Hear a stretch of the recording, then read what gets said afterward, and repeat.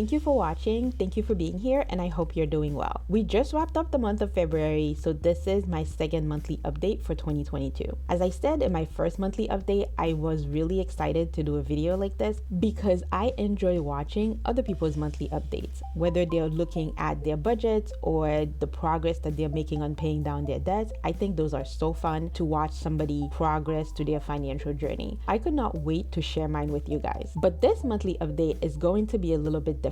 I'm providing a lot more detail and I'm adding some additional information that I did not cover before. Let's see what this video is going to cover. First, it's the overall household money highlights. That's where I talk about the budget outcome, the largest spending categories, the spending surprises, regrets and money wins, as well as expected but irregular upcoming expenses for the following month. This time around, as far as spending surprises, I made a total rookie mistake by being careless. Be sure to keep watching the video so you can hear all about it. I'm going to discuss my debt progress. I did do an initial debt confession video as well as a follow-up debt update, but I am opening all the books to you guys and letting you know all the nitty-gritty and all the details and where we stand currently. Not to mention that this will serve as a great preview for the net worth tracking videos that I'm planning on doing along the way. And just like last time, of course, I'm going to do a recap and the outcome of the prior month's challenge, as well as an announcement of the following month's challenge. The challenges are a list of challenges that I put together at the end of December, and they're intended to keep me on track all throughout 2022 for my financial journey. If you want to watch that video and you want to join me in those challenges, I will link it in the description box below. But first, here's a little bit about me. Hi, welcome to my channel. Thank you for watching. Here's a little bit about me. My household consists of myself, my husband, and my toddler. My mom also lives with us, but she's not included in our finances. We live in a high cost of living city in the Northeast. My husband and I both went to graduate school, but fortunately, we no longer have student loan debt. I work in banking and he works in aviation. I take care of the family's finances and I love my role as the self-appointed CFO. I love to talk about all things money, whether it's investing, saving, or making money. I look forward to sharing a wealth building journey with you. I look forward to getting to know you, and I hope you enjoyed this video.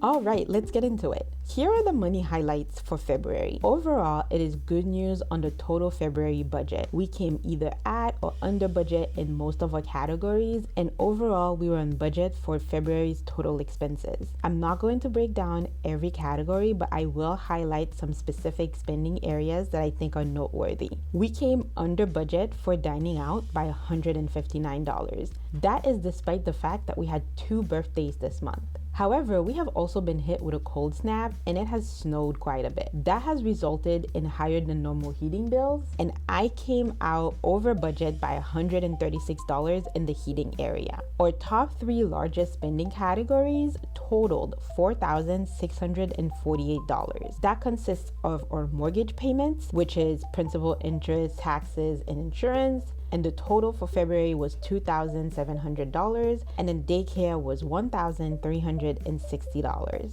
The third category that rounds out our total for the top 3 largest was heating, $588. Ouch. Although I will say that it will be interesting to see what happens with the top 3 categories over time, because we only have heating costs in the winter time. As our heating expenses decrease in the spring and summer, even the fall, I'm curious which category will rise to the top 3. As far as spending surprises, I had a couple. If you are enjoying this video so far, don't forget to hit the like button so the algorithm knows that it's good, and of course subscribe for more content. If you think any of the information that I provide here might be helpful to somebody else, be sure to share it with them. The first one was a $740 mistake that I made with Chase. We have a Chase mortgage and a Chase Sapphire Reserve credit card. Although I have different logins for all of my different banks, I keep my bill pay in one central location. The bill that was due in February for the credit card was $740. And like I always do, I scheduled the payment for a couple of days before the due date. And again, a day or two before the due date, I will check to make sure that the payment is set up, that there are funds in the account, and that it will go out in time. However, when I looked at the payment this time around, there was something really weird going on. I realized that the payment was actually scheduled for the Chase mortgage and not the Chase credit card. It should have been a simple fix where I would have been able to change the account. The problem was that the money had already started processing and it was already withdrawn from our checking account. I found myself in a situation where we had an extra $700 that was going out to the mortgage, but there was still no payment made to the credit card. And that means that I had to once again schedule another $740, this time to go to the correct account. And to add insult to injury, when I checked my mortgage account the following day, they had applied the money as extra principal. Not only did I spend $740, the full mortgage payment was still due on the 1st. It's not the end of the world because it's not like I sent the money to a scammer. In a way, it is as if I was paying myself, but it shows the importance of not living paycheck to paycheck and making sure that you have a level of buffer in your account because you never know when something might happen. The next spending surprise that we had was, of course, snow removal. It is the winter time. We do budget for snow, but we certainly didn't expect as much of it this quickly.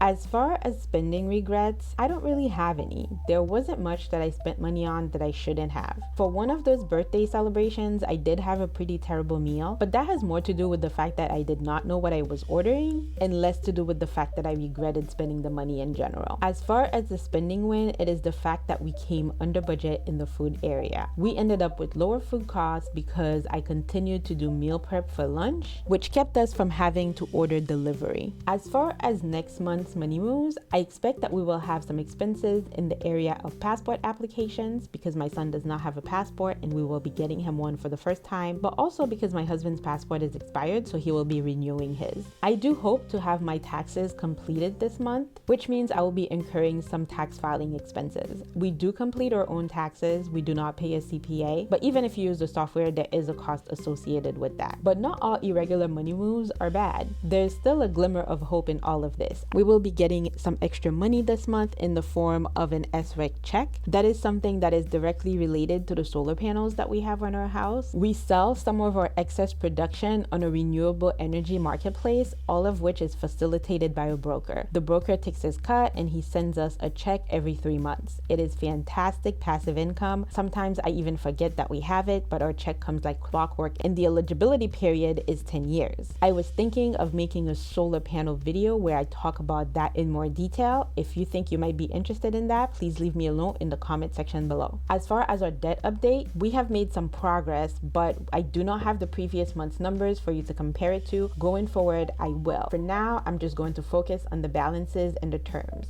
The largest debt that we have is on our primary residence. The interest is fixed at 2.63%. At the time that I'm recording this video, the remaining balance was $405,480. Next is the mortgage on our first rental property. The interest rate for that is fixed at 3.75%, and the remaining balance is $158,760. Then we have the mortgage on the second rental property, which has a fixed interest rate of 2.75%, and the remaining balance for that is $115,088. And finally is the car note that we managed to saddle ourselves with. The rate for that is fixed at 1.9%, and the remaining balance is $56,348. If you want to know more about the debt itself, as well as the process that we went through to get the car, I'm going to link a video that I made on the topic in the description box below. All right, so here is the outcome of the prior month's challenge. I'm going to do a quick recap as well as an update.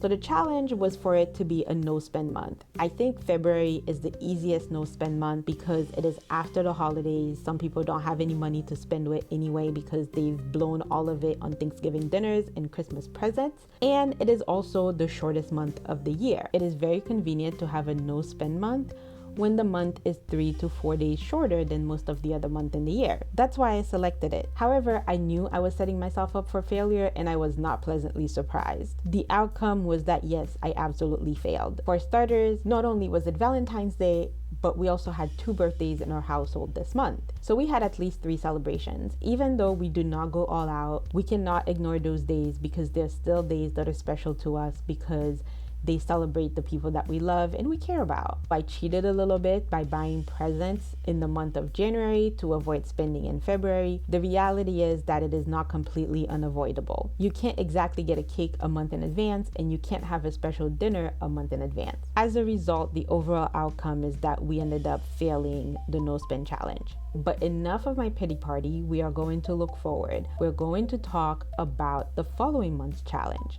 all about your credit. My challenge to you and myself is to review your credit report. You can either correct or dispute errors if they're applicable, and if you have delinquencies and they're not errors and you actually owe them, you have to take the steps required to repair your credit. If you want more information on how you can check your credit, I also made a video on that, and I'm going to link it in the description below as well. This challenge is going to look different for everybody. Some people will need to repair their credit, others will not. It's fine. Either way, you should still review a credit report because you might have errors, whether it is in the spelling of your name, a different version of your name, or even some previous addresses that you've resided at. Just because your score is good, it does not mean that you have no mistakes on your credit report. Make it a habit to check your credit anyway, and it costs you nothing. Like I said, the video that I'm going to link below will tell you how. My outcome for myself regarding this challenge is that I'm going to predict success. My prediction is that it's going to be relatively easy for me because even if I review my credit report and I see some errors that need to be addressed, either in a misspelling or the wrong address or something of the sort, I don't expect to see any derogatories that will require my attention, so it will be a very quick fix. Part of the reason why I know that is because we just purchased a car, so I have a pretty good idea of what my credit will look like. If you're interested in joining any of the challenges, leave me a note in the comment section below, make your own videos, and adapt them to fit your particular profile. It is still early in the year for you to get on track with your finances, and if you are already on track, they serve as really good benchmarks to mark your progress. I hope you enjoyed the video, and of course, as always, I welcome your feedback. If there's anything about my personal finances that you think might be helpful for me to discuss,